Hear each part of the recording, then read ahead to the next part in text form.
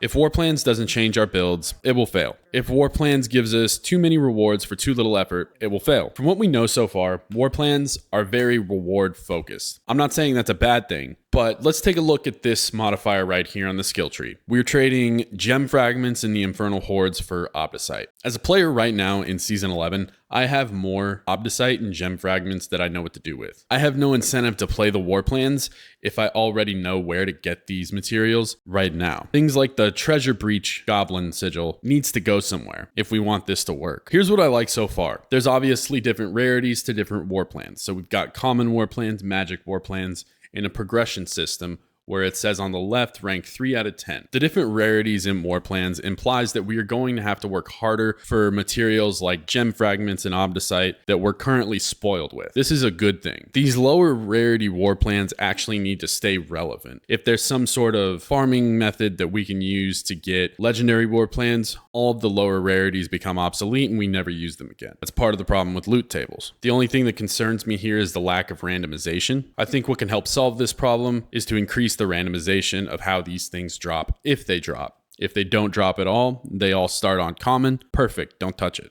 I think the bread and butter of this reward system will be based on how much effort we put into getting the rewards. If there's too little effort for too many rewards, players get bored and stop playing. If there's too much effort for too few rewards, players will get discouraged and stop playing. The very thin line between those two is called the Goldilocks zone, which is where the effort to reward ratio is most satisfying. Right here, this quote, which is why I've turned on captions, where he says there's meta progression and build diversity to explore within the skill trees of War Plans, is so far the only thing we've seen that indicates War Plans will change what we're currently doing. If we take a look at some of the rewards or some of the nodes in the skill tree, right here, having a boss spawn in a place where he doesn't normally spawn is simply moving a loot table from one place to another and improving the user interface in which we access the game. Things like having Astaroth or the Beast in the Ice spawn in different places, to me, isn't build diversity. They haven't showed us anything concrete like this here in the form of build diversity on these skill trees yet. This would in no way, shape, or form change the way I build my character. Let's say there's a node that says 50% reduction in resource generation, but guarantees to drop jewelry with at least one affix guaranteed of resource generation. If I'm chasing a build that optimizes resource spending in order to deal the most damage, this would force me to lean on a build in order to get to that build that doesn't optimize resource spending. Maybe I need to play builds that focus on basic skills or mobility skills. Maybe I need to use the Shard of Varathiel for a little bit. Something like that would force me to lean on a completely different play style, and maybe then I realize that I like that play style more than the build that I was originally chasing, and then I have more options to optimize that play style. What worries me here is that it looks like we're just moving the same loot table to a new user interface.